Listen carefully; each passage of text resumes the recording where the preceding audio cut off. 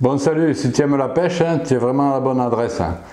Aujourd'hui, je vais te parler d'une pêche que je pratique principalement pour l'ouverture, c'est la pêche au verron manié. Donc j'ai surtout parlé de pêche au leurre jusqu'à maintenant, mais en fait je pratique plusieurs techniques moi. Donc souvent dans la saison, je commence par le toc au verre et au verron manié jusqu'à la fin avril à peu près, et puis après je passe plutôt à la pêche au leurre. Pourquoi? Parce que je viens d'une famille de pêcheurs et un peu j'ai été éduqué comme ça, et bon, ça me va bien, j'aime bien un peu toutes les techniques. Donc le toc, le verron, l'ultra léger surtout, que j'adore, qui est ma pêche favorite, et puis la pêche à la mouche aussi. Donc en début de saison, à la sortie de l'hiver, les truites ont plutôt faim parce que la nourriture est rare dans les rivières. Donc souvent, moi j'ai remarqué qu'elles acceptaient de sortir pour des appâts assez gros, genre vert ou beau verron. Et le verron, pour moi, il est extraordinaire, surtout en début de saison, extraordinaire. Alors avec quoi je pêche? D'abord, je vous fais voir le matériel, je te le fais voir. Donc c'est un truc classique, moi je fais voir ce que j'utilise, ma canne elle est montée d'ailleurs. C'est une canne à peu près de 2,80 m, d'accord, pour la pêche au verron, en 2 brins. Le moulinet, c'est un moulinet Abu Garcia, je dirais un moulinet classique, normal. Et dedans je mets du 18 centièmes fluo et je monte direct, donc je ne m'embête pas avec beaucoup de fioritures. Le moulinet, donc là on n'est pas dans l'ultra léger, il a moins de capacité. Bon, il récupère quand même 70 celui-là, il marche pas mal. Mais bon, c'est pas l'outil principal, je dirais une bonne canne, un moulinet moyen, ça suffirait. On n'a pas besoin d'un moulinet avec des performances extraordinaires. Donc voilà pour la canne, moi je dirais entre 2,80 m et 3 mètres. Si vous voyagez souvent, prenez une canne en 4 brins. J'en ferai voir une autre un autre jour là. Une nouvelle d'ailleurs. Donc ça c'est du classique, c'est une canne de chez Mitchell, normale, un moulinet Abu Garcia, normal, voilà.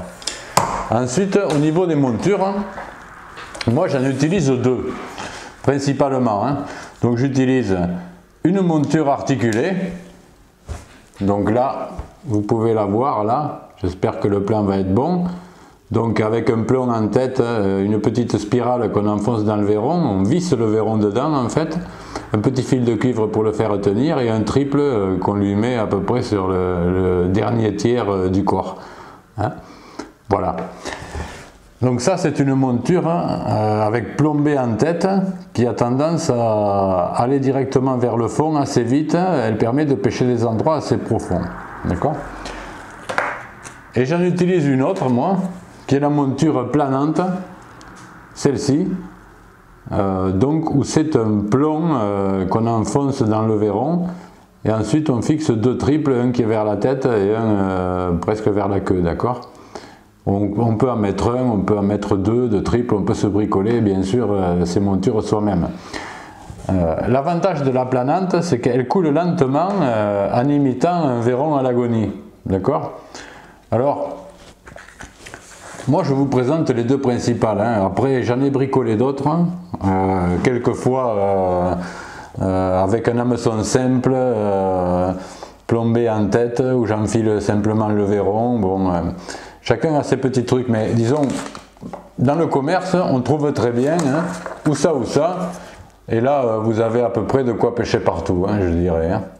Donc voilà pour les montures. Ensuite je dirais ferrage à la touche. Dès qu'on sent quelque chose, il faut ferrer.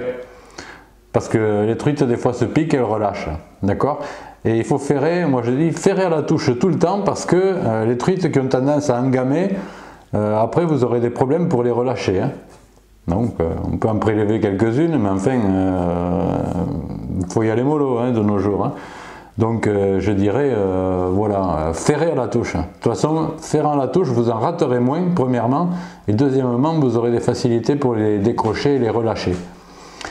Moi, la pêche que je pratique, c'est dans des cours d'eau souvent qui ne sont pas très grands, Et c'est plutôt une pêche itinérante, ce qu'on appelait avant la pêche à rôder, c'est-à-dire on rôde le long du ruisseau et on pêche sur les coups supposés où il y a contenir des poissons, ou alors sur des poissons qui sont déjà en poste, en pêche à vue. Donc je vous ai mis derrière cette petite présentation, je vous ai mis une cascade d'images donc où je prends des truites dans diverses circonstances. Une, je me rappelle, sous un pont, que ça fait longtemps que je pêchais et j'avais jamais de touche, jamais de touche, jamais de touche. Et comme d'habitude dans ces endroits-là, c'est une belle qui est sortie. Une autre que je prends parce que je savais à peu près où c'est qu'elle se trouvait, donc je me suis caché derrière un platane qui était au bord du ruisseau et elle est venue, disons, hein, je l'ai regardée du coin de l'œil, je l'ai vu mordre, donc là c'était une pêche à vue, et après deux ou trois autres dans d'autres endroits. Donc j'espère que ça vous plaira. Donc je répète pour moi, pourquoi le Véron? Parce que je trouve qu'à l'ouverture, et pendant tout le mois d'avril, c'est une pêche irrésistible. Hein. Ça marche, mais du tonnerre, et puis c'est assez marrant, puis ça prend vraiment des belles truites et ça incite les grosses à sortir. Les truites à la fin de l'hiver, elles n'ont pas grand chose à manger, donc une proie assez grosse, elles sortent pour ça. Après, quand la saison change, quand c'est plein de larves, plein d'insectes, etc., et que les Vérons sont bien dehors et tout, bon, alors là, elles ont la nourriture plus facile et le Véron fait moins la différence. Donc après, c'est plutôt d'autres appâts. Je vous parlerai aussi un de ces jours prochains du ver plombé, hein, qui en début de saison est une très belle technique aussi. Hein. Souvent, moi j'ai remarqué en pêchant au Véron comme ça, souvent il n'y a pas besoin de beaucoup d'animation, hein, c'est-à-dire si le lancer est précis et si l'endroit, le poste est bien identifié, à peine ça descend dans l'eau, ça tombe sur le fond, la truite elle sort, elle le prend, en général. Hein. Elle sort, elle le prend. Hein. Il n'y a pas beaucoup de fioritures. Hein. C'est pas une pêche fine, hein. C'est une pêche de braconnier, je dirais, de malin, quoi. Hein. C'est ce qu'on appelle la pêche à rôder ou la pêche à la surprise. Hein, voilà. Donc très marrant, hein. Vous gênez pas pour la pratiquer, vous allez vous régaler. Allez, salut, à la prochaine, ciao, ciao. Allez, on va essayer de se cacher, si c'est possible. À mon avis, ça va pas être facile de se cacher. Mais bon, on y va là, tranquille. Hop là.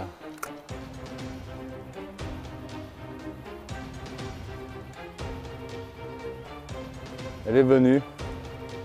Elle est venue, elle est repartie.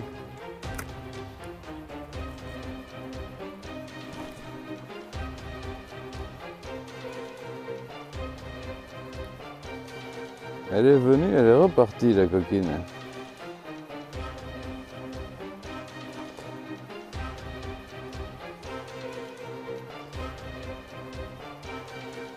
Elle a bien tiré le Véron en tout cas.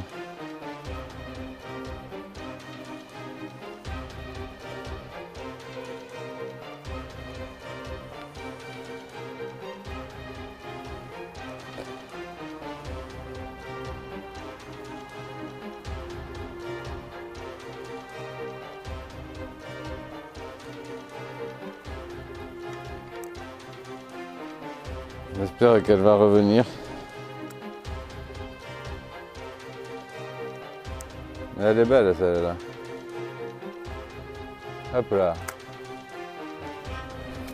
Ça y est.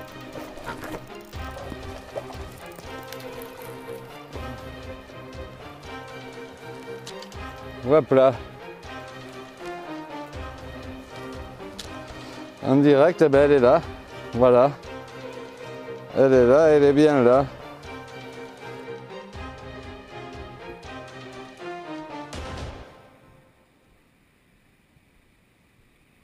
Fais voir, hein, tu te connes.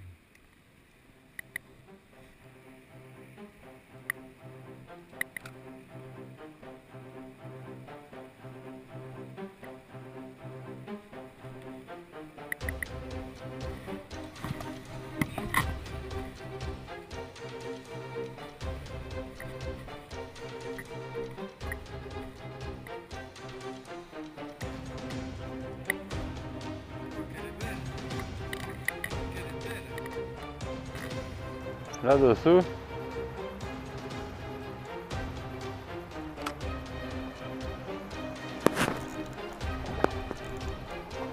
Elle est là, oh putain qu'elle est belle.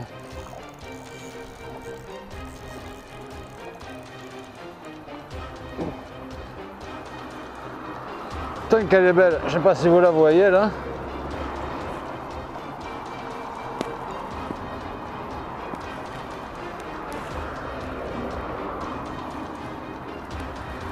Vous la voyez en bas là? Putain quel morceau.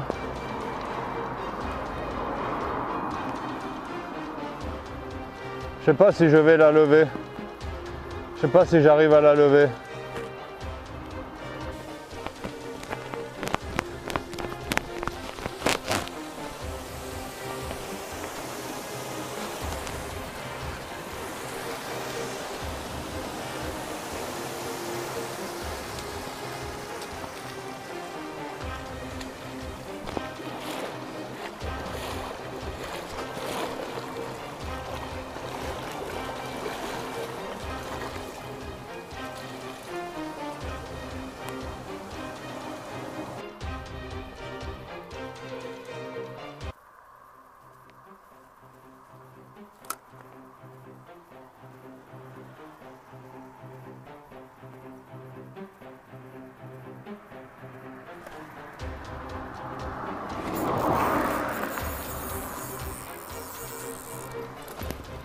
Peut-être.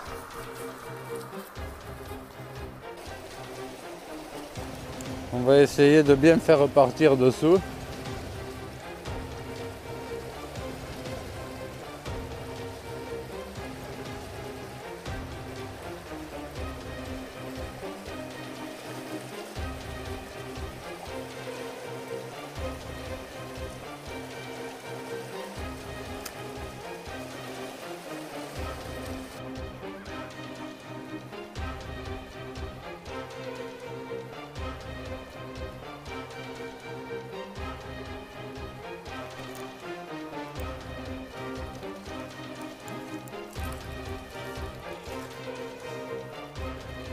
Tiens.